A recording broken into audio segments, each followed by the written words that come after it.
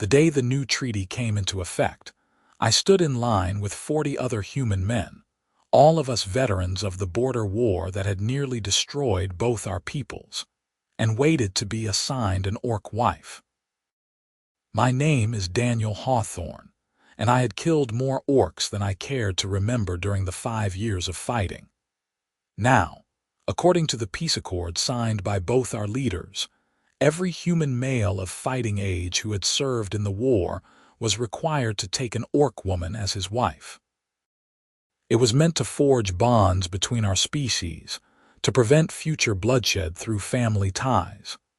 The logic was sound, even if the reality felt like punishment to most of us standing in that drafty hall. The processing center was an old grain warehouse on the edge of my hometown of Millbrook, a farming community that had been too far from the front lines to see direct combat, but close enough that we had sent plenty of sons to fight. I had returned home 6 months earlier with a bad leg wound that still ached in cold weather and nightmares that woke me most nights.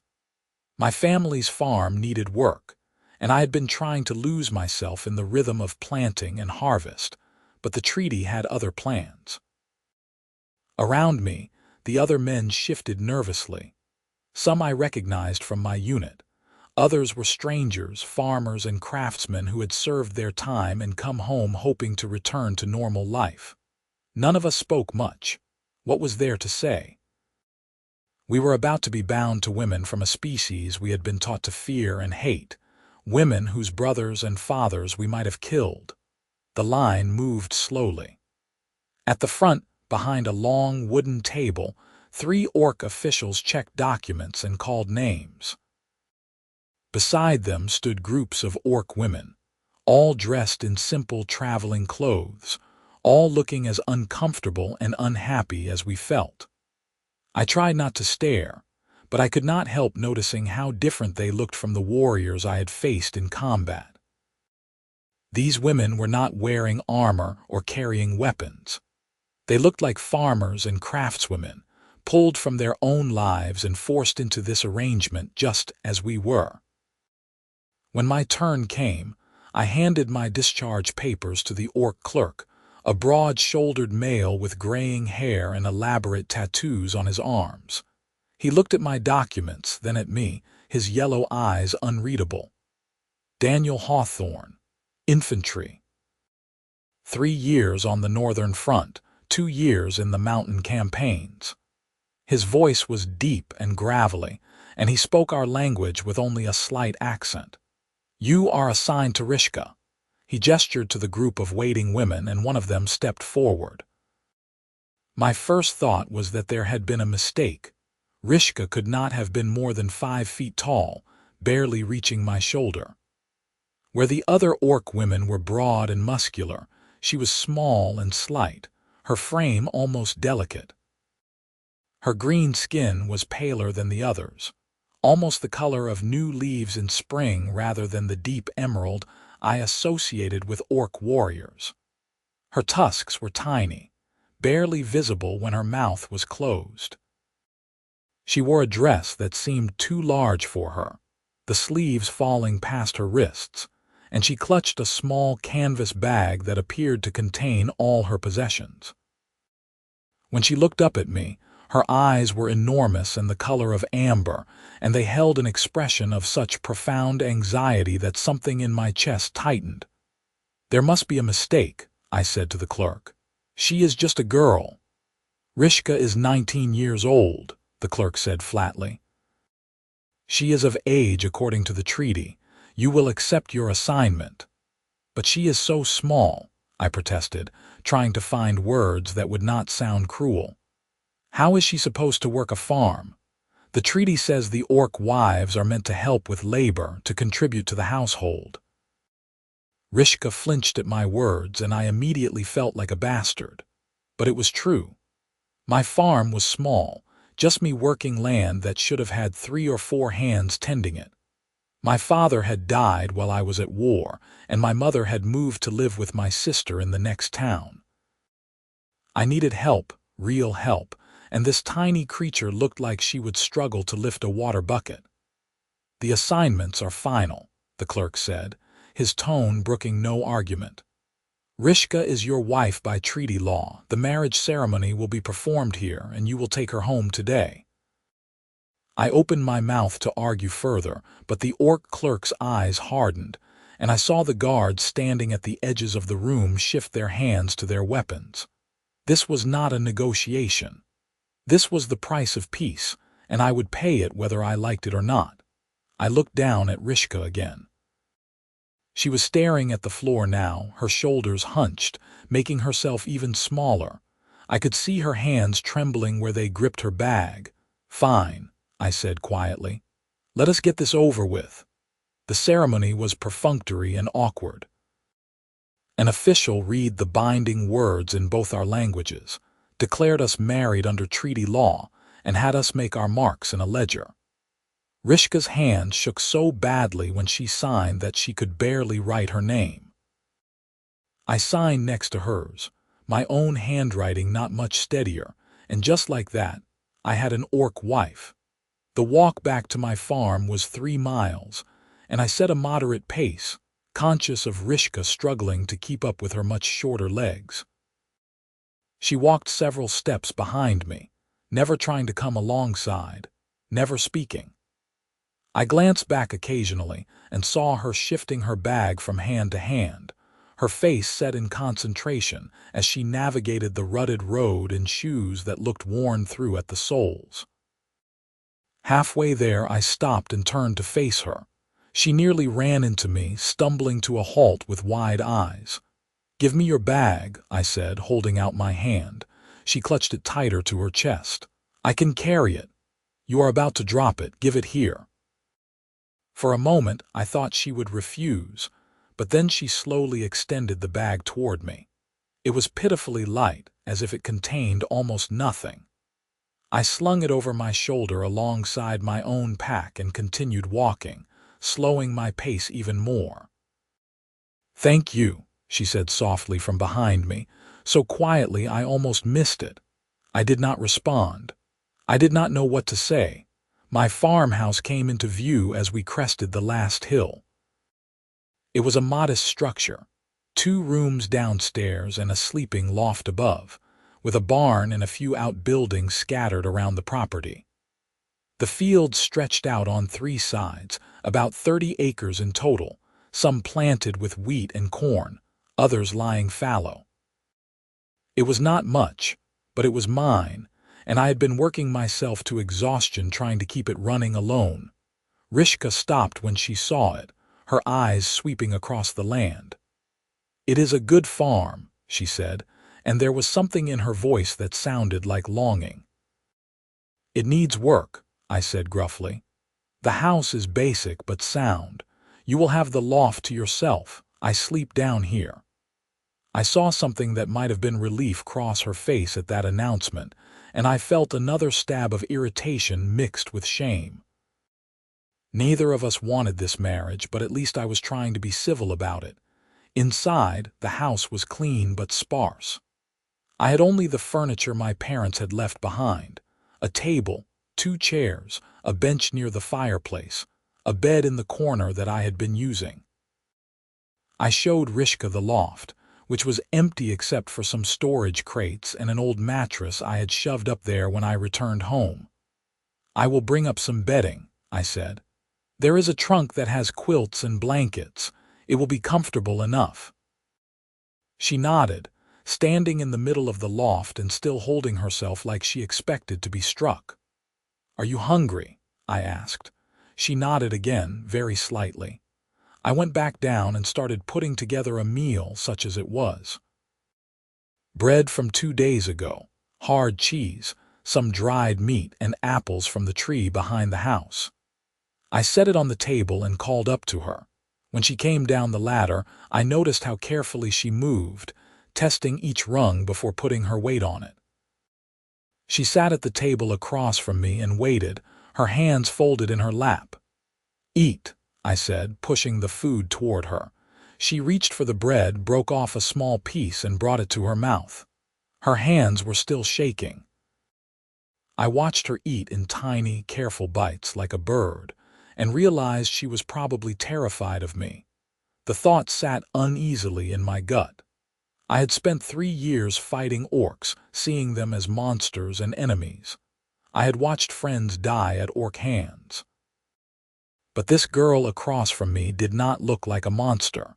She looked like someone who had been forced into an impossible situation and was doing her best to survive it.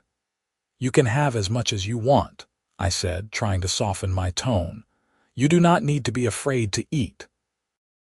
She looked up at me, those amber eyes searching my face, and then she nodded and took another piece of bread. We ate in silence. When we were finished, Rishka started to gather the plates, but I waved her off. "Not today. You have been traveling. Rest." "I can work," she said quickly. "I know I am small, but I can work. I can cook and clean and mend. I can help with the animals. I promise I will not be a burden." The desperation in her voice made me feel like the worst kind of man. She was pleading with me not to cast her out, as if I would throw her into the road after one day. "I am not going to throw you out," I said. "You are tired. Rest today. Tomorrow we will figure out what needs doing." She looked uncertain but nodded. She went back up to the loft, and I heard her moving around quietly, probably unpacking her meager belongings. I sat at the table and stared at nothing, wondering what in all the hells I was supposed to do with a tiny orc wife who looked like she might blow away in a strong wind. That night, I lay in my bed and stared at the ceiling, listening to the small sounds from the loft above. I heard Rishka shifting on the mattress, heard what might have been quiet crying that she was trying to muffle. I felt a twist of something that might have been guilt or might have been pity, and I hated both options. I had not asked for this. I had done my duty, fought in the war, come home with scars and a limp. I had not asked to be married to an orc, and I certainly had not asked for an orc who could not even help with the work. But she had not asked for any of this either. She had been torn from her life and given to a human stranger, a man from a species that had killed her people, and she was clearly terrified. I closed my eyes and tried to sleep, but rest was a long time coming. The next morning, I woke to the smell of cooking. I sat up, confused, and saw smoke rising from the fireplace and Rishka standing on the bench, stretching up on her toes to stir something in a pot hanging over the fire. She had tied her dark hair back and rolled up the 2 long sleeves of her dress, and she was concentrating so hard on her task that she did not notice me watching. As I watched, she reached for a wooden spoon hanging from a hook, but it was too high.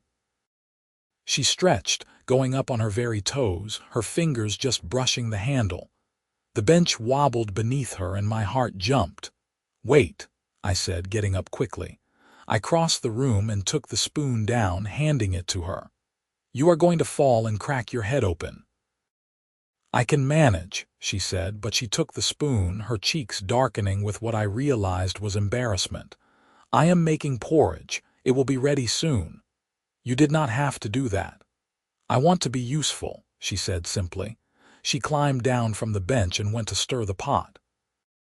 I noticed that she had to lean way over the fire to reach it, and the heat had to be brutal on her face. She ladled the porridge into 2 bowls and brought them to the table. It smelled good, seasoned with honey and cinnamon from my limited stores. I took a bite and was surprised by how good it was. "You can cook," my mother taught me.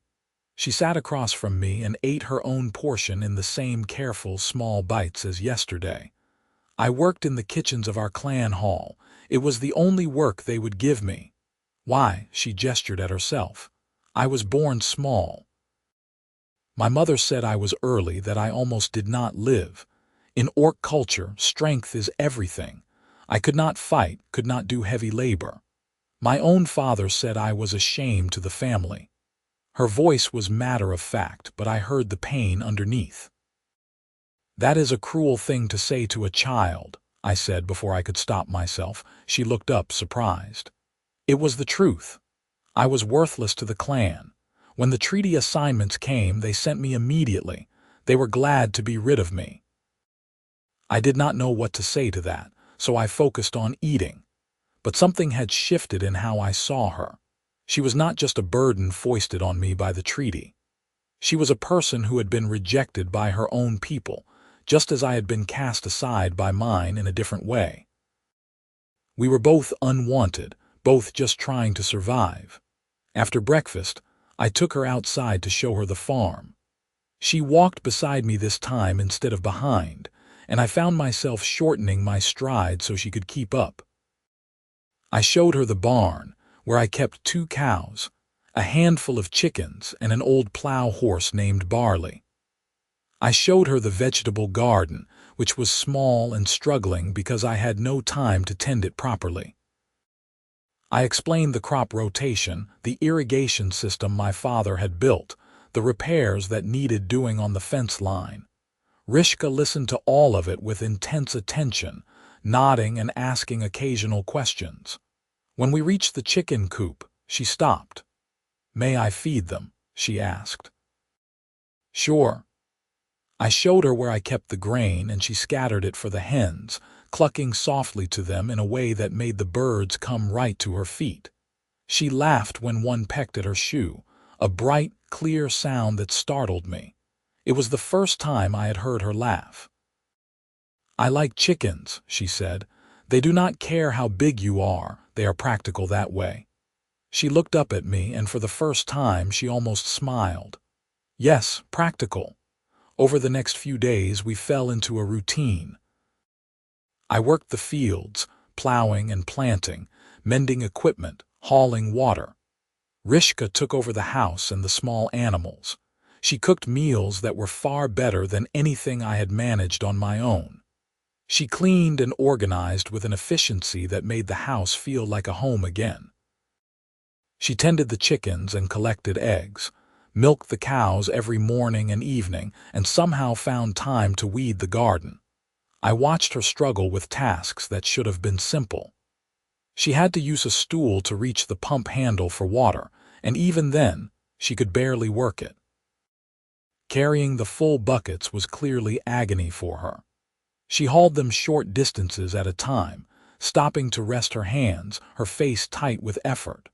On the 3rd day, I saw her trying to lift a bucket of kitchen scraps to take out to the compost heap. She staggered under the weight, her thin arms shaking. "Rishka, stop." She froze, looking at me with wide eyes. "You are going to hurt yourself." I took the bucket from her, and she let it go with obvious relief, rubbing her hands where the handle had bitten into her palms. "Ask me to help with the heavy things." "You are already working all day in the fields," she said. "I should be able to do this. You can do what you can do. There is no shame in needing help." She looked down. "In my clan, there was always shame in needing help. It meant you were weak." "Well, this is not your clan." I carried the bucket outside and dumped it, then came back. "From now on, I will handle the water in the morning before I go out to the fields, and you ask me for help with anything heavy. Understood?" She nodded slowly, and I thought I saw something like gratitude in her eyes. After that, I started making adjustments. I rigged a pulley system over the well so she could draw water without working the heavy pump. I built a step stool for the kitchen so she could reach the high shelves and hooks without climbing on furniture. I brought in firewood each evening so she would not have to carry the heavy logs. Rishka noticed all of it, though she said nothing at first. But one evening, after I had installed the pulley and showed her how to use it, she touched my arm. "Thank you," she said. "You did not have to do these things." "Yes, I did," I said. "You are working yourself to exhaustion. This makes it easier. Still, thank you." There was something in the way she looked at me that made my chest feel strange. I cleared my throat and went back to my work. The days stretched into weeks. Spring moved toward summer, and the crops grew tall in the fields. The farm began to look less ragged, more cared for. Rishka's cooking filled the house with good smells every evening, and I found myself looking forward to meals, to sitting across from her and listening to her talk. She was smart, I discovered. She knew things about plants and animals that I had never learned. She showed me how to make a salve from herbs in the garden that helped my leg pain. She taught me songs from orc culture, work songs and planting songs, and I was surprised to find they were beautiful. She asked me about human customs, about the war, about my family, and she listened to my answers with genuine interest. Slowly, carefully, we were becoming something like friends, but there was still tension. I caught her watching me sometimes with an expression I could not read. And I found myself noticing things about her that I should not have been noticing. The way she hummed while she worked, the small gap between her front teeth when she smiled, the grace in her movements despite her size, the way the evening light turned her green skin warm and golden. I tried not to think about these things. She was my wife by treaty law, but we both understood this was not a real marriage. We were partners in survival, nothing more, or so I told myself. The turning point came on a hot day in midsummer. I was in the far field, repairing a section of fence that had been knocked down by deer. I had been working since dawn, and the sun was brutal on my back. I was focused on driving a post into the hard ground when I heard shouting from the direction of the house. I dropped my tools and ran. As I got closer, I could make out words. Male voices, harsh and mocking. My heart hammered in my chest as I sprinted around the barn and saw 3 men in the yard. I recognized them.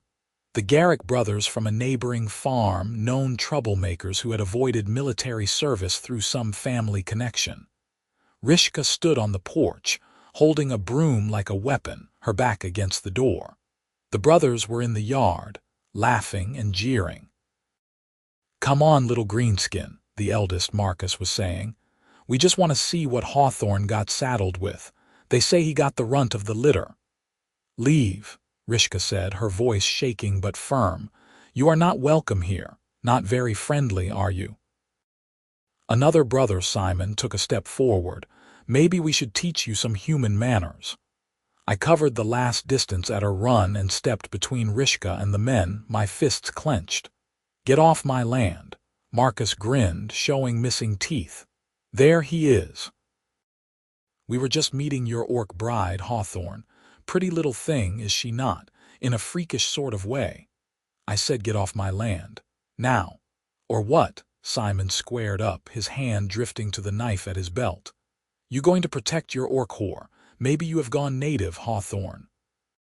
Maybe you like green meat better than your own kind." Something hot and violent surged through me. I had spent years in the war being told that orcs were the enemy, that humans and orcs could never coexist.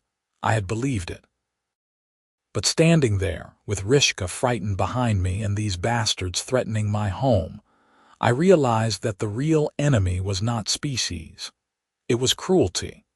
It was people like the Garricks, who found pleasure in tormenting those weaker than themselves.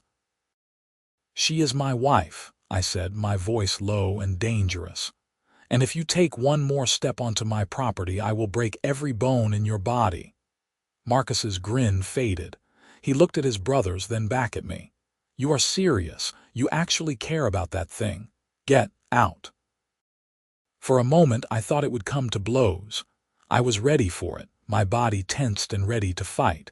But Marcus must have seen something in my face that made him reconsider. He spat on the ground and turned away. "You are a disgrace, Hawthorne," he called over his shoulder. "A disgrace to humanity." The 3 of them walked away, throwing insults back at us as they went. I stood there until they were out of sight, my heart still racing, my hands shaking with adrenaline. Then I turned to Rishka. She was still holding the broom, her knuckles white on the handle. Her eyes were wide and bright with unshed tears. "Are you all right?" I asked. "Did they hurt you?" She shook her head. "They just yelled. I told them to leave, but they would not listen. I am sorry. I should have been able to handle it. Do not apologize." I took the broom from her and set it aside, then checked her over, looking for any sign of injury. You did exactly right. You stood your ground. I was scared, she admitted, her voice very small. So was I. When she looked at me in surprise, I managed a grim smile. Being scared is not the same as being weak. You faced down 3 men twice your size. That is brave.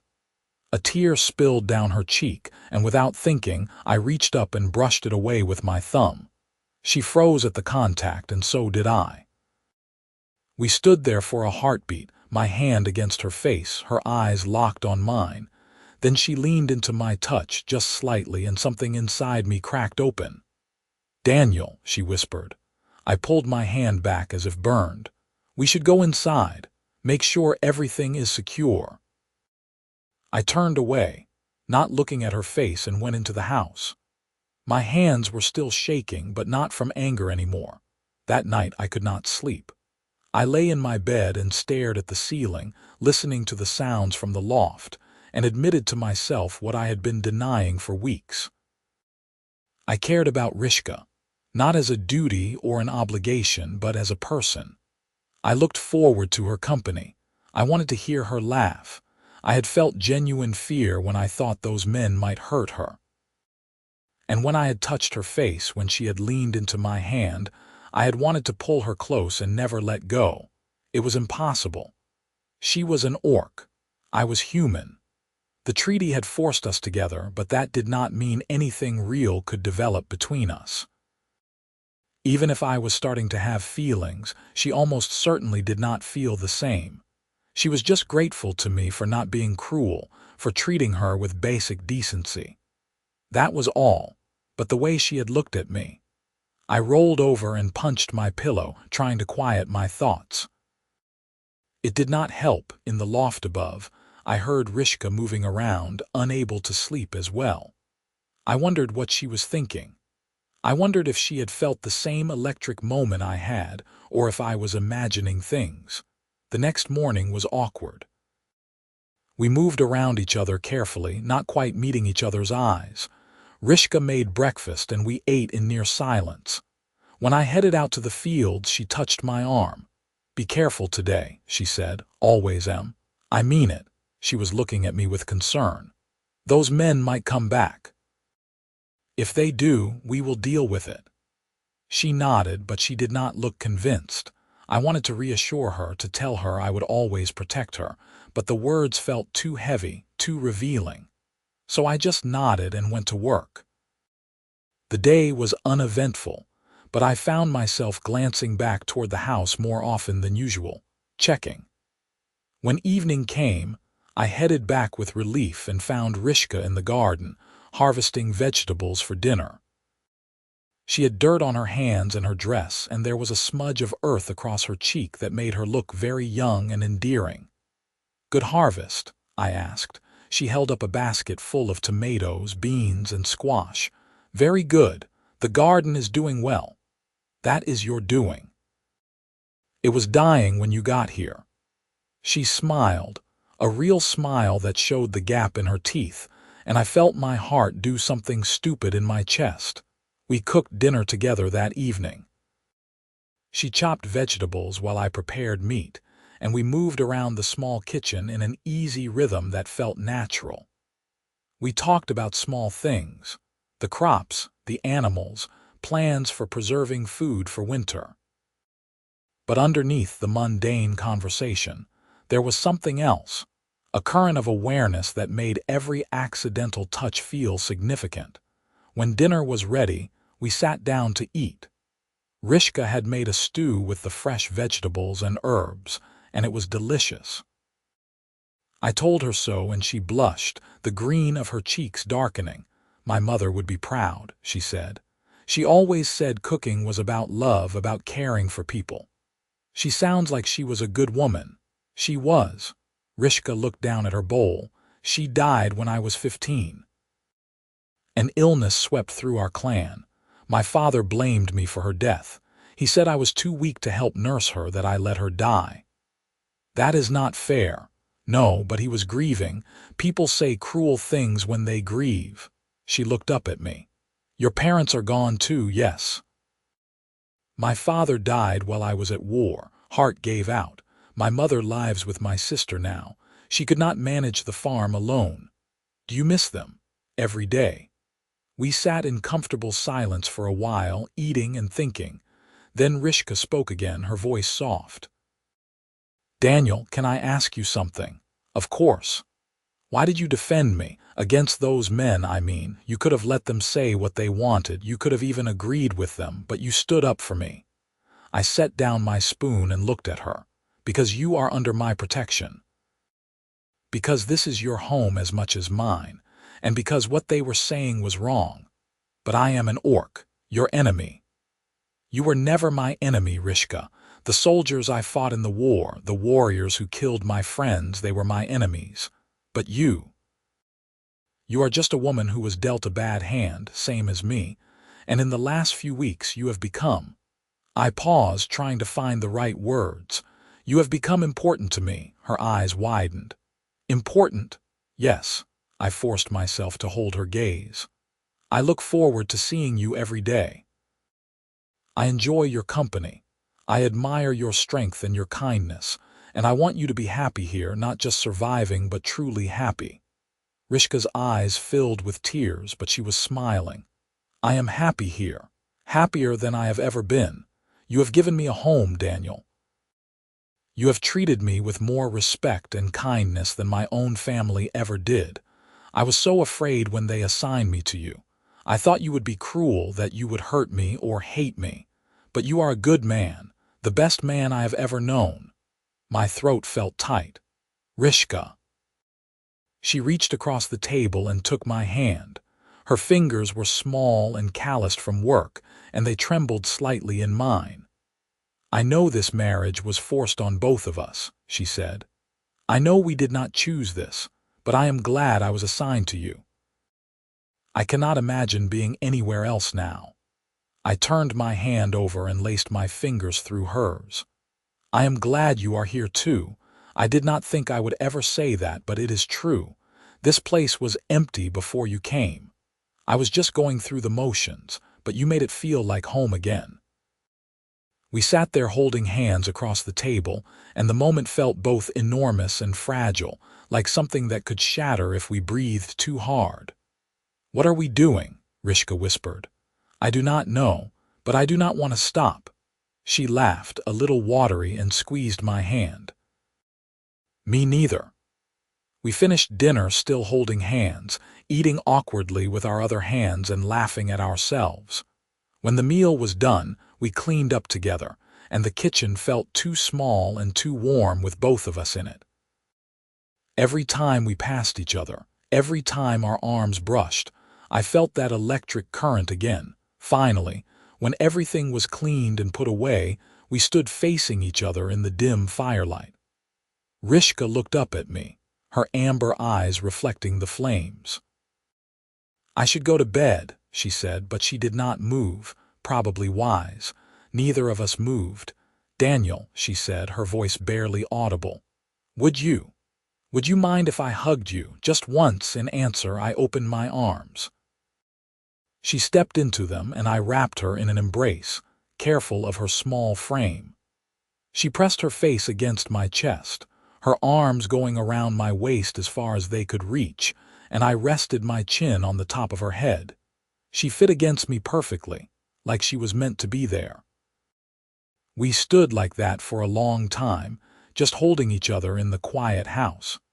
I could feel her heart beating against me, could smell the scent of herbs and soap in her hair. I wanted to stay like this forever, to keep her safe and close. Eventually, she pulled back, looking up at me with an expression that made my breath catch. Good night, Daniel, she said softly. Good night, Rishka. She went to the ladder and climbed up to the loft. I stood watching until she disappeared from view, then went to my own bed. I slept better that night than I had in years. Over the following weeks, something shifted between us. We were more open with each other, more physically affectionate. Rishka would touch my arm when she spoke to me, or lean against my shoulder when we sat together in the evening. I would tuck her hair behind her pointed ear when it fell forward, or steady her with a hand on her waist when she reached for something high. We were not lovers, not yet, but we were courting in our own way, learning each other's boundaries and desires. The farm prospered under our combined care. The crops grew strong, and we harvested our first hay cutting. The vegetable garden produced more than we could eat, so Rishka learned to preserve and pickle, filling shelves with jars of food for winter. The animals were healthy and well tended. The house was clean and comfortable, filled with small touches that Rishka added. Curtains for the windows, flowers in a vase on the table, herbs drying from the rafters. We worked hard, but we also found time for moments of joy. Rishka taught me orc songs and dances, laughing when I stumbled over the complicated steps. I taught her how to fish in the stream that ran through the back of the property, and her delight when she caught her first trout was infectious. We went to market in town together, and though some people stared and whispered, I walked beside her with my head high, daring anyone to say something. One evening in late summer, we were sitting on the porch watching the sunset when Rishka spoke. "The Harvest Festival is next month," she said. "In town. Will we go?" I hesitated. The Harvest Festival was a big community event with dancing and food and socializing. It was also exactly the sort of place where our relationship would be on display. "You want to go?" I asked. "I want to dance with you," she said simply.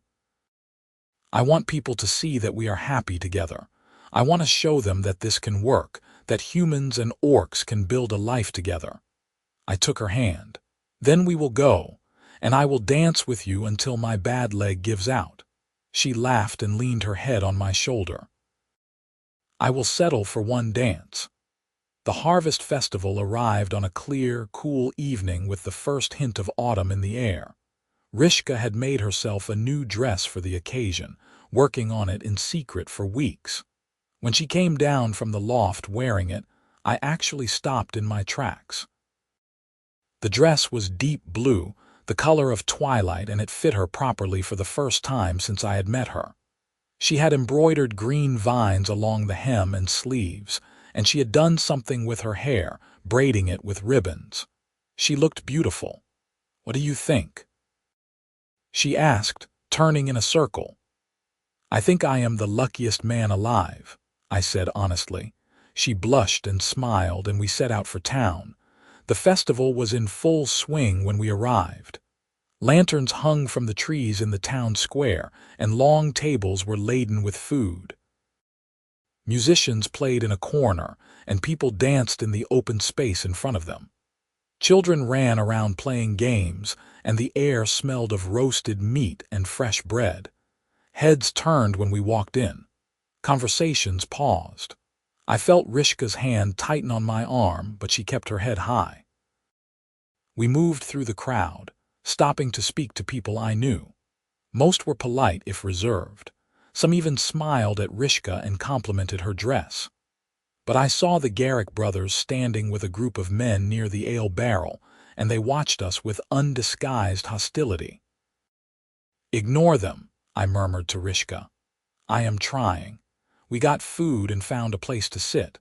Other treaty couples were there as well, humans and orcs navigating this new reality together. Some looked as comfortable as we did. Others looked miserable, sitting in awkward silence. I realized we were lucky, Rishka and I. We had found something real in this arrangement. As the evening wore on, the dancing started in earnest. I watched couples whirl across the makeshift dance floor, and I felt Rishka watching too, her foot tapping to the music. "Ready?" I asked.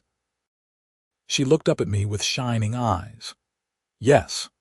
I led her onto the dance floor, and several people stopped to stare.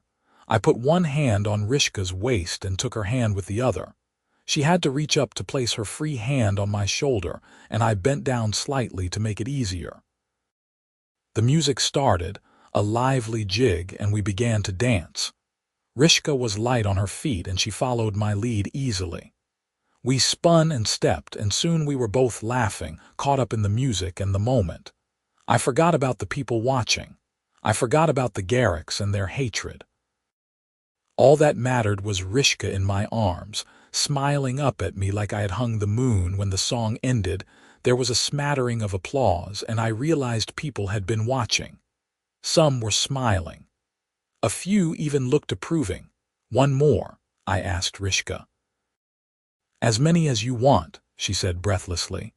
We danced 3 more dances before my legs started to ache and I had to beg off. We returned to our seats, both flushed and happy. Rishka was glowing, more alive and joyful than I had ever seen her. "That was wonderful," she said. "Thank you." "Thank you. I have not danced like that since before the war." She squeezed my hand, and we sat together watching the other dancers, content. The evening was winding down when trouble found us. I had gone to get us both some cider when Marcus Garrick appeared beside Rishka. I saw it from across the square and started moving immediately. "Enjoying yourself, Greenskin," Marcus said loudly. "Must be nice pretending to be one of us." Rishka stood up. "I am not pretending anything. I am just living my life. Your life." "You mean the life you stole from some human woman who should have married Hawthorne. You are just a replacement, a pity case." "Leave her alone, Marcus." I arrived and stepped between them. "Or what? You will defend your little pet again." Marcus was drunk, I realized, his words slurring slightly. "Everyone is talking about you too, the way you look at her, the way you touch her. It is disgusting." "What is disgusting is the way you have nothing better to do than harass people who are trying to live in peace." I kept my voice level with effort. "Go home, Marcus, sleep it off." "Maybe I should tell everyone what I really think," Marcus said, raising his voice. "Maybe I should tell them that Daniel Hawthorne is a traitor to his species, that he has fallen for an orc, that I hit him." My fist connected with his jaw with a satisfying crack, and he went down hard. The music stopped. Everyone turned to look. Marcus's brothers rushed forward, and suddenly it was chaos. Simon swung at me and caught me in the ribs. I drove my elbow into his gut and sent him stumbling back. The third brother grabbed my arm, but then someone else was there, pulling him off me. It was another veteran, a man I had served with named Thomas. He grinned at me. About time someone shut Marcus up. More people were getting involved now, some trying to break up the fight, others choosing sides. I lost track of Rishka in the confusion and felt a spike of panic. Then I heard her voice, sharp and commanding. "Enough, all of you, enough." Everyone froze. Rishka was standing on a chair, making herself as tall as possible, and she was furious. Her amber eyes blazed and her small hands were clenched into fists. "You should all be ashamed," she said, her voice carrying across the square. "This was supposed to be a celebration, a festival, and you are acting like children fighting in the mud. All because of what?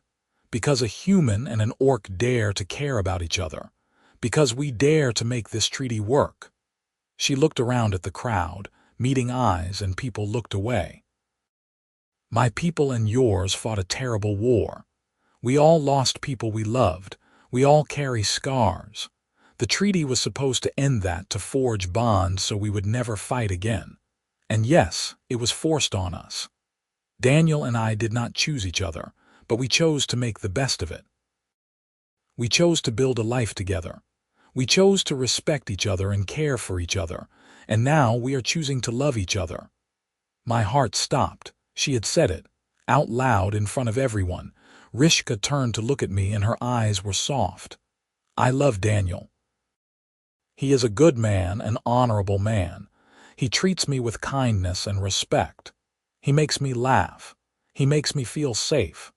And I would choose him, freely choose him, even if the treaty had never happened. So if that offends you, if that disgusts you, then you can leave. But you do not get to tell us how to live our lives." She climbed down from the chair and walked to me. I was frozen, staring at her. She had said she loved me. "We are leaving," she said quietly. Take me home. I nodded, not trusting my voice. We walked through the crowd and people parted to let us pass. No one spoke. Marcus was sitting on the ground, holding his jaw, and he did not look up as we went by. We walked home in silence. The night was clear and cool, and the stars were brilliant overhead. I wanted to say something, but the words were too big, too important, and I was afraid I would mess them up. We reached the farmhouse, and Rishka went straight inside and stood by the fireplace, her back to me.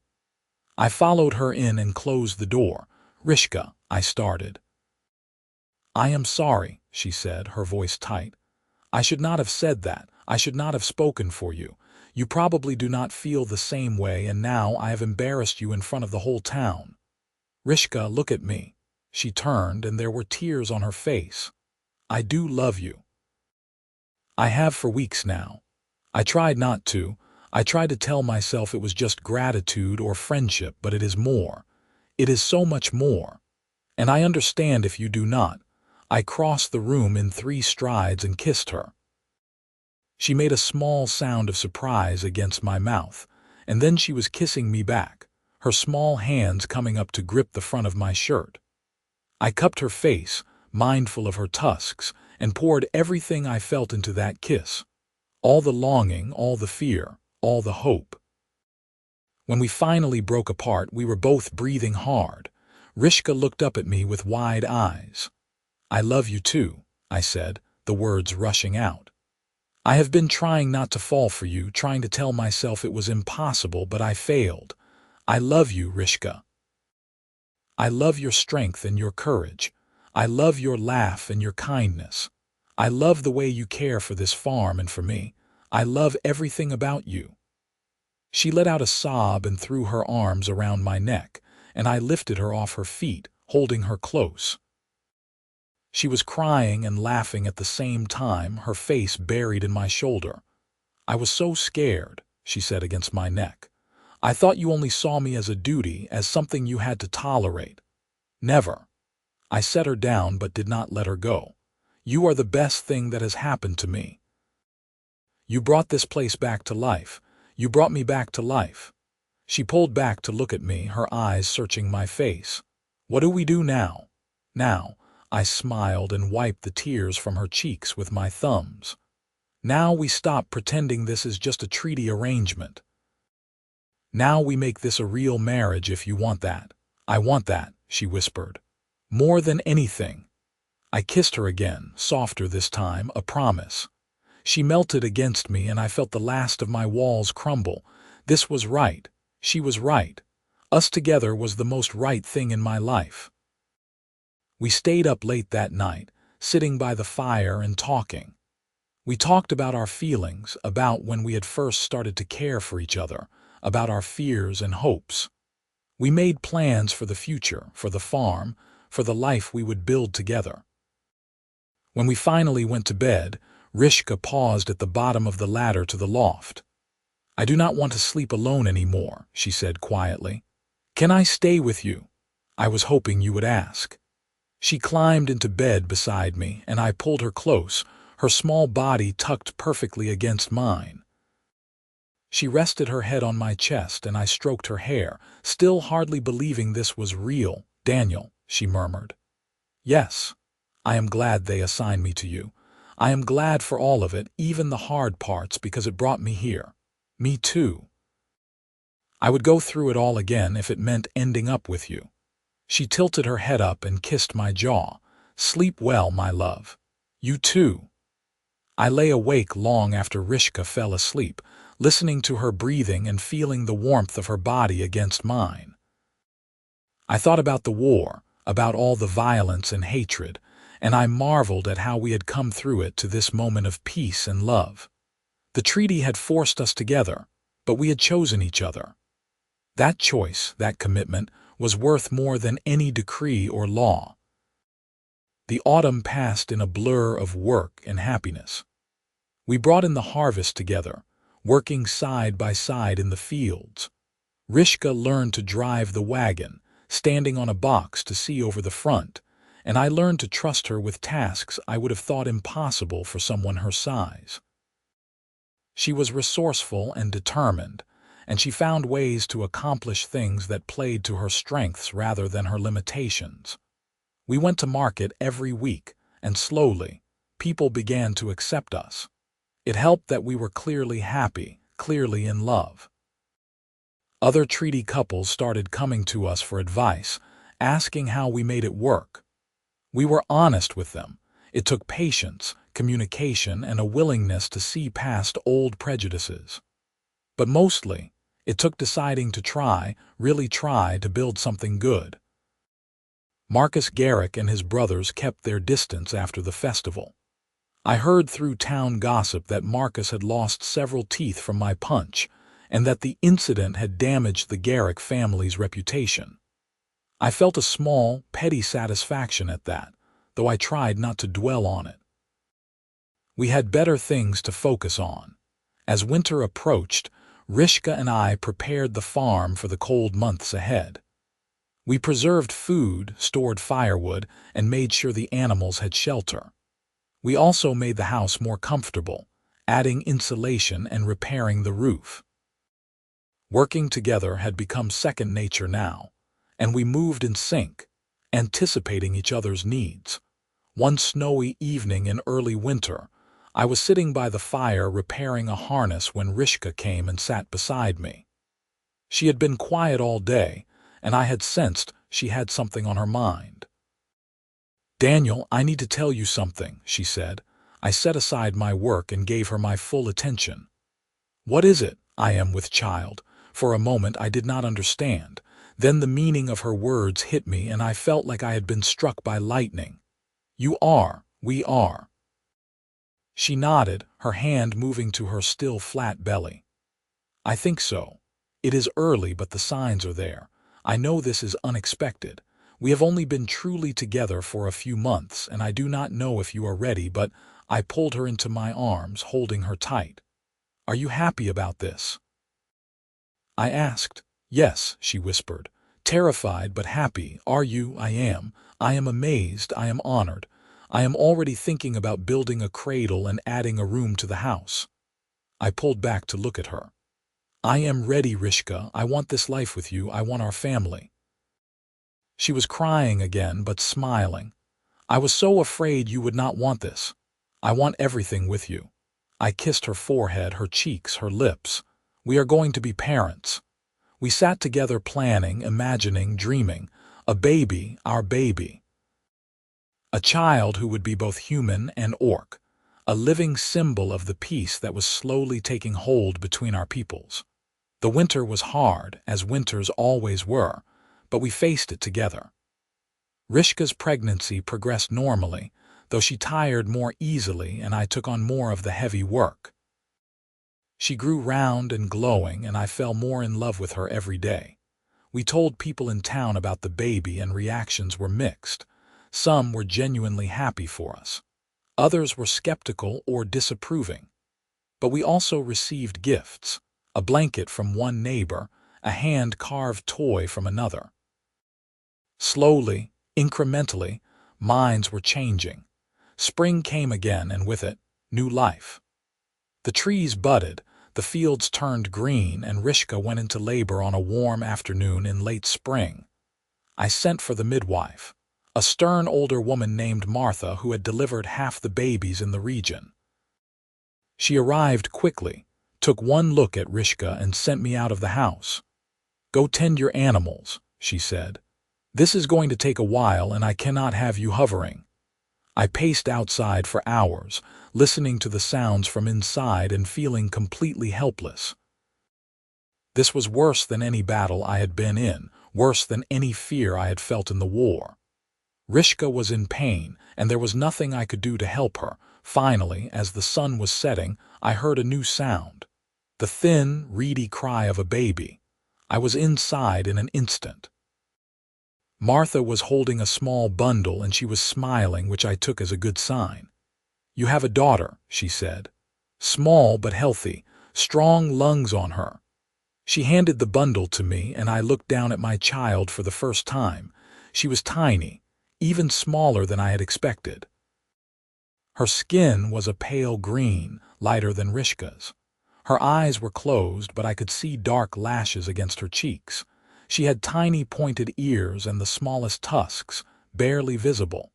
She had a shock of dark hair and the most perfect little fingers I had ever seen. "She is beautiful," I whispered.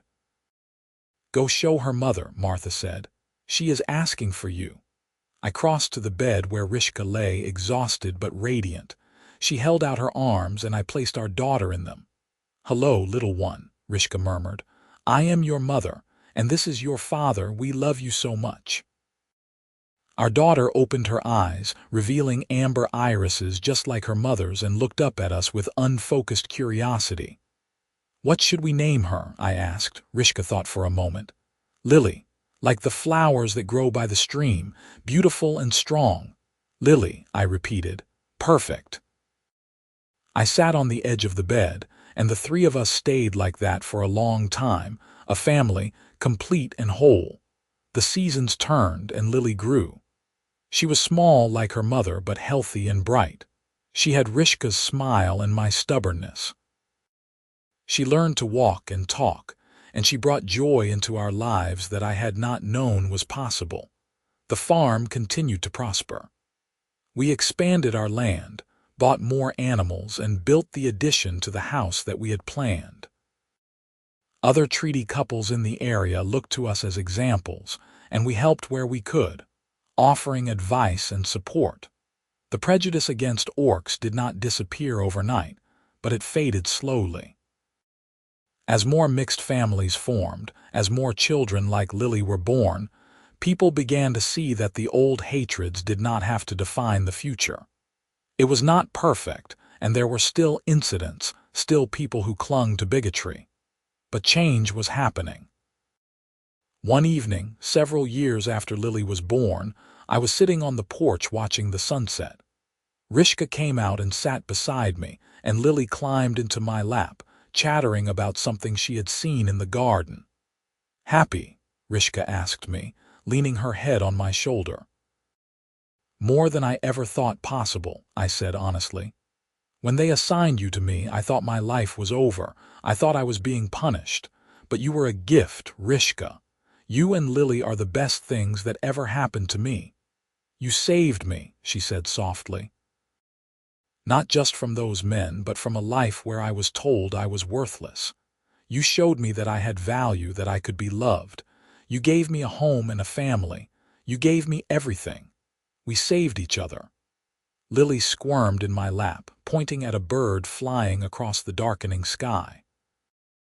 "Look, Papa, a bird. I see it, sweetheart. Can I fly like a bird? Maybe someday." She seemed satisfied with that answer and settled back against my chest. Rishka took my free hand, lacing her fingers through mine. "I was thinking," she said, "maybe we should host a gathering. Invite the other treaty families, share a meal, let the children play together, build community." "That is a wonderful idea. You do not mind cooking for a crowd. If you are doing the cooking, I do not mind anything."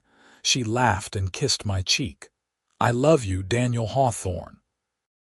"I love you too, Rishka Hawthorne." We sat together as the stars came out, our daughter between us, and I thought about how far we had come. From forced marriage to genuine love. From two lonely people to a family. From enemies to partners. The treaty had brought us together, but we had made the choice to stay, to build, to love. And that choice had made all the difference. Years continued to pass, and our family grew. We had 2 more children. A son we named Samuel, who had my height and Rishka's green skin, and another daughter we named Rose, who was small and fierce like her mother. The farm expanded until it was one of the most prosperous in the region. We hired help during harvest season, and we employed both humans and orcs, showing that the 2 species could work together peacefully. Lily grew into a confident, bright young woman who moved easily between both cultures. She spoke both languages fluently and had friends among humans and orcs. Samuel was gentler, more thoughtful, but no less capable. Rose was a whirlwind of energy and determination. All three of them grew up knowing they were loved, knowing their mixed heritage was something to be proud of. The community gatherings that Rishka had suggested became a regular event. Every month, treaty families would come together to share food, stories, and support. Children played without regard to species, and slowly the adults learned to do the same. It was not always easy and there were still tensions, but progress was real and undeniable. I watched my children grow, watched the world change around us, and I marveled at how life could surprise you. The war had been hell, and the treaty had seemed like a continuation of that hell. But it had given me Rishka, it had given me my family. And in the end, it had given me a purpose beyond myself, to build a better world where humans and orcs could live together in peace. One summer evening when Lily was 16, Samuel was 13, and Rose was 10, we all sat together on the expanded porch for dinner. It had become a tradition, eating outside when the weather was good, watching the sun set over the fields we had cultivated together. Lily was talking about her plans to attend school in the larger town to the east, wanting to study medicine. Samuel was demonstrating a new woodworking technique he had learned. Rose was pestering everyone to go swimming in the stream after dinner. It was chaos and noise and love, and I would not have traded it for anything. Rishka caught my eye across the table and smiled, that same smile that had captured my heart years ago. She was older now, as was I, with lines at the corners of her eyes and silver threads in her dark hair. But she was still the most beautiful thing I had ever seen. After dinner, the children ran off to play, and Rishka and I were left alone. We sat together on the porch swing I had built, her head on my shoulder, my arm around her waist. "You ever think about that first day?" she asked. "When you saw me at the processing center and thought there had been a mistake." "All the time," I admitted. "I was such an idiot. You were scared. We both were. I thought you were too small, too fragile. I thought you would not be able to help with the farm. I was so focused on what I thought I needed that I could not see what I actually needed. And what was that? A partner, a friend, someone to share the burdens and the joys, someone to build a life with." I kissed the top of her head. "I needed you exactly as you are. And I have been grateful for you every single day since." She tilted her face up to look at me. "You know what I think about?" "What?" "The moment you defended me against those men. That was when I knew I was falling in love with you. You did not have to protect me. You could have let them say whatever they wanted, but you stood up for me, called me your wife, and meant it. That was the moment everything changed. I meant it even then. I think I was already half in love with you and did not want to admit it." She laughed softly. "We were both stubborn." "Still are. True." We sat in comfortable silence, listening to the sounds of our children playing, the crickets beginning their evening song, the breeze rustling through the wheat. This was peace. This was home. "Thank you," Rishka said suddenly. "For what?" "For choosing me. Every day you choose me. You choose us. You could have made this marriage a misery, could have treated me as a burden or an obligation. But instead you chose to build something beautiful. You chose love. And that has made all the difference." I tightened my arm around her. "You chose me too. You chose to stay, to fight for us, to make this work. We did this together, Rishka, every step of the way." She was quiet for a moment, and when she spoke again, her voice was thick with emotion. "When I was a girl, my father told me I would never amount to anything. He said I was too small, too weak, that no one would ever want me. And I believed him for a long time. But you showed me he was wrong. You showed me that I could be strong in my own way, that I had value, that I deserved love. You gave me a life I never dreamed was possible. You gave me the same thing.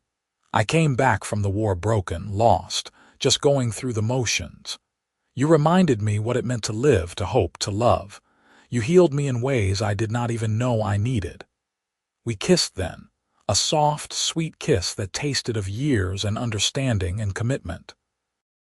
When we pulled apart, Rishka was smiling. We should go help with the children before Rose decides to go swimming in the dark, and Samuel tries to talk her out of it, and Lily ignores them both to read a book. I laughed. That is exactly what is happening right now. We stood up and walked hand in hand toward the sounds of our children. The stars were coming out overhead, brilliant and countless, and the air smelled of growing things and possibility. As we reached the stream where our children were indeed arguing about swimming, I looked at my family and felt a profound sense of gratitude and contentment. This was not the life I had planned. It was so much better. Rishka squeezed my hand and I squeezed back, a silent conversation that needed no words. We were together. We were happy. We had built something lasting and true from the ashes of war and prejudice.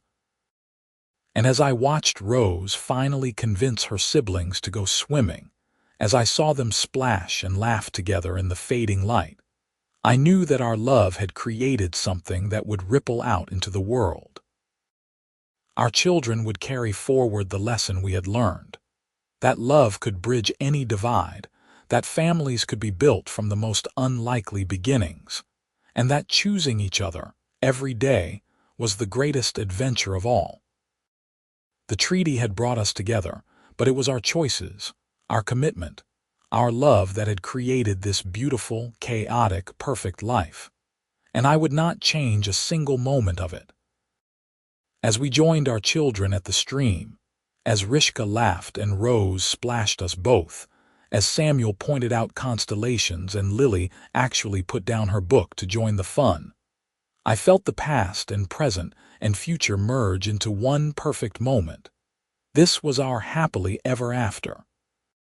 Not perfect, not without challenges, but ours.